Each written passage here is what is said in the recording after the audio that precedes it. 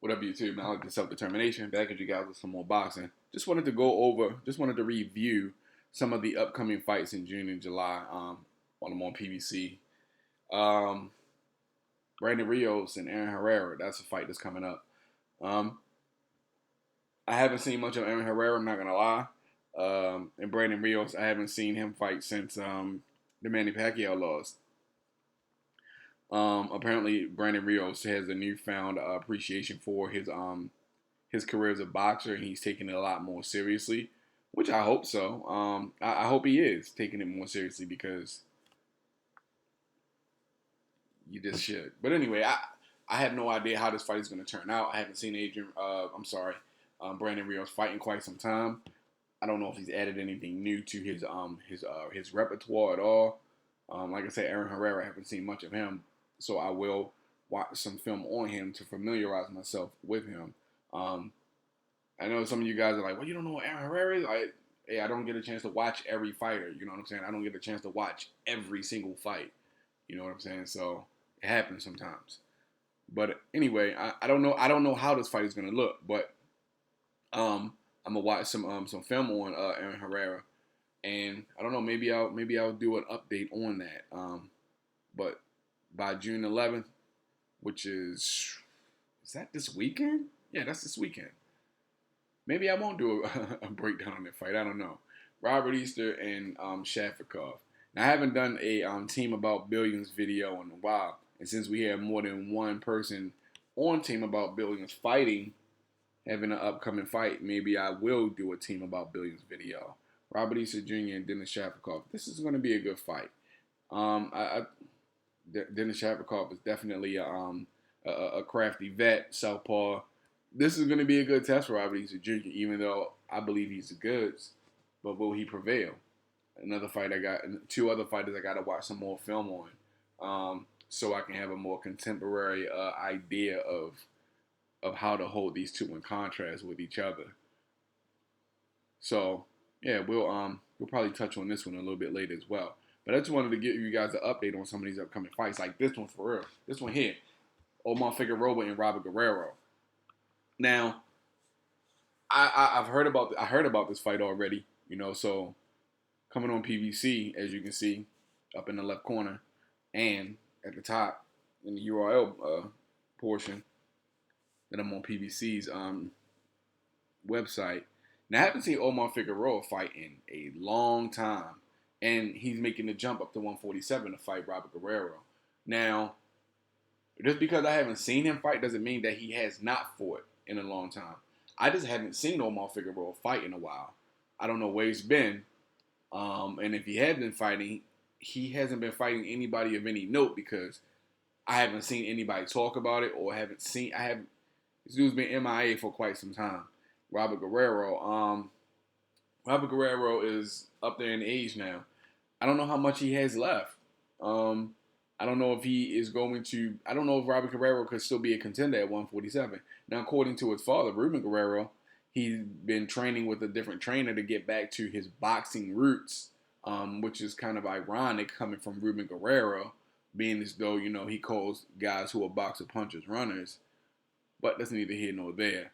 If Robert Guerrero is doing something, adding a new wrinkle to his repertoire, or getting back to basics, I ain't mad at him. If this will help him get some longevity in the sport, more power to you, bro. You know what I'm saying? Do your thing. I like Robert Guerrero. His father talks too fucking much, but I think Robert Guerrero is a pretty cool dude. I don't want to see nothing but the best for the dude. You know what I'm saying? Omar Figueroa, he's another chill, laid back dude, lives the fighter's lifestyle. You don't really hear too much outside of the ring about either of these guys.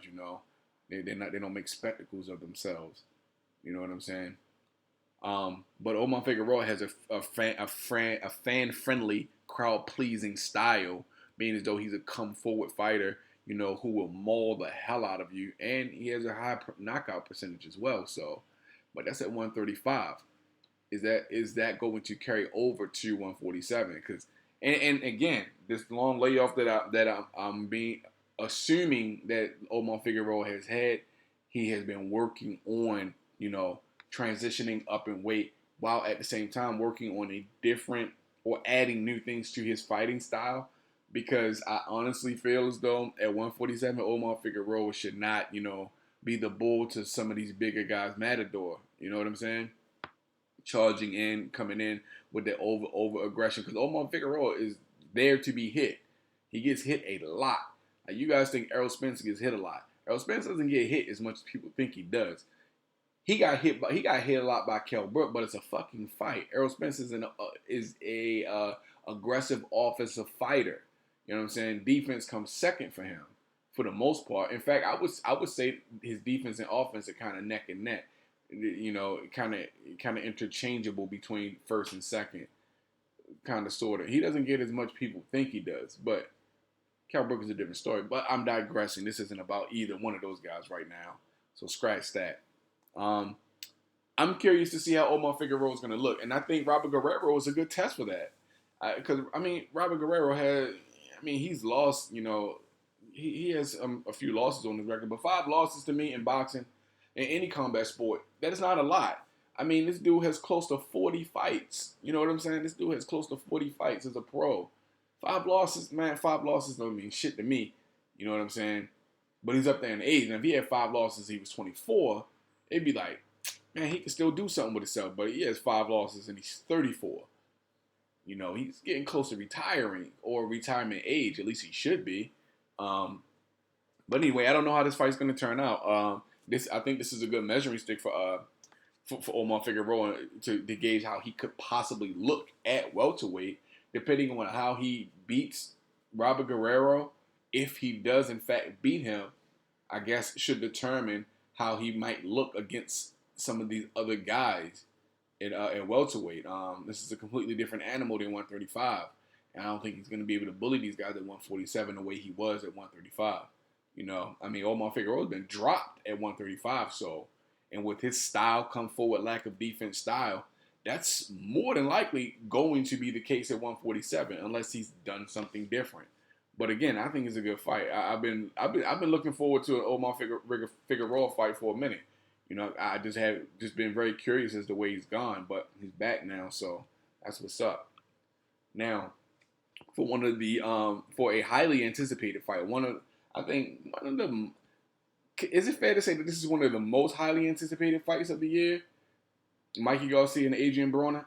I think so, because of who Mikey Garcia is versus who Adrian Broner is. I think it's going to be fireworks in this fight. I think that Mikey Garcia is going to be very aggressive.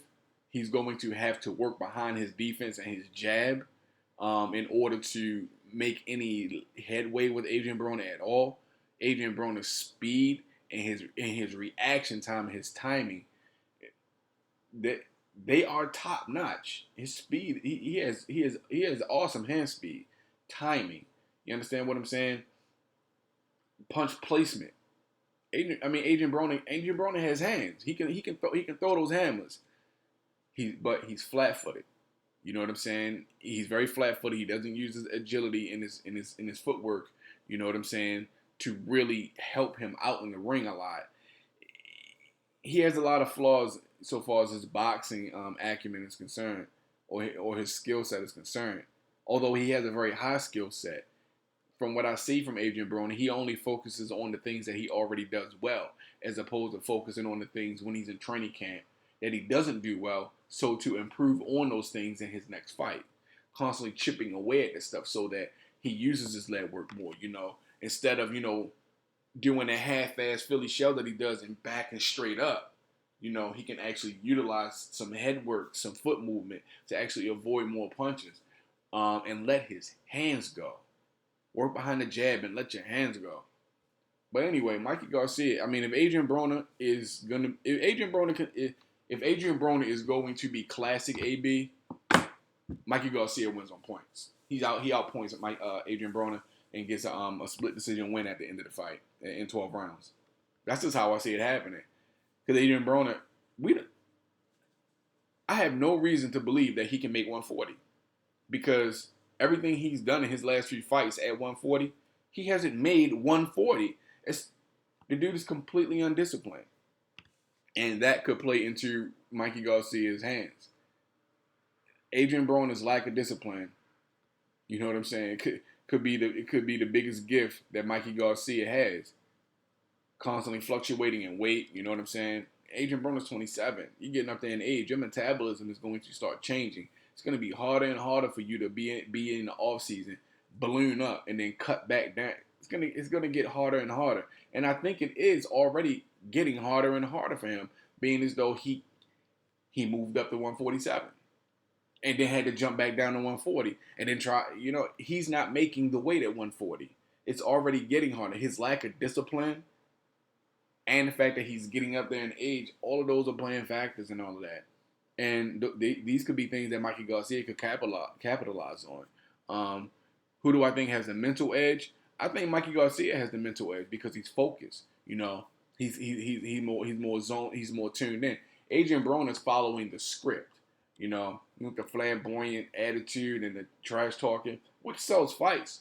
I'm not knocking him for that. It sells fights. He's excellent in promoting himself. You know, his events usually get big turnouts. So you can't be mad at him for that. You know what I'm saying? People want to see him fight. People want to see him lose. You know what I'm saying? But man, this is gonna be a good fight. I'm gonna watch some more film on both of these dudes so that I can give a more contemporary contrast in their styles to see who could possibly win, but and how they win. But right now, just off the rip, this is all off the top of the head, man. I got Adrian Broner losing to Mikey Garcia in a 12-round decision. I have that. I don't see Mikey Garcia knocking out Adrian Broner. I don't see that at all. Adrian Broner has a chin. You know what I'm saying? Adrian Broner's got a chin. You know, he got his face look like he got his chin broke open by Marcos Maidana, but he still has a chin, and he survived 12 rounds in that fight after being dropped twice. So you got to give him his credit for that, at least, right? You know, I just hope that Adrian Broner takes this fight serious. If not, Mikey Garcia is going to take this all away, man. But do I think Adrian Broner is going to make the 140 pounds? No, I don't. And if he does, is he going to be weight trained? Because remember, he couldn't make 140 in the Granados fight. He couldn't do it. They had the fight ended up being at 147 because he couldn't make 140. Then he couldn't make the catch weight that they tossed out there, 144. He couldn't even make that. His lack of discipline is his downfall. His lack of discipline and dedication to the sport is going to be his downfall. And I just don't want to see this kid get hurt very badly in the ring because his lack of discipline catches up with him. You know, he probably should consider dropping the buffoonery, you know, and, you know, stop trying to be a rock star and live the rock star lifestyle and, you know, be a fighter. But anyway, whatever. This kid can do whatever he wants. You know what I'm saying? Like, who the fuck am I to tell him what to do? He doesn't listen to the people in his corner already.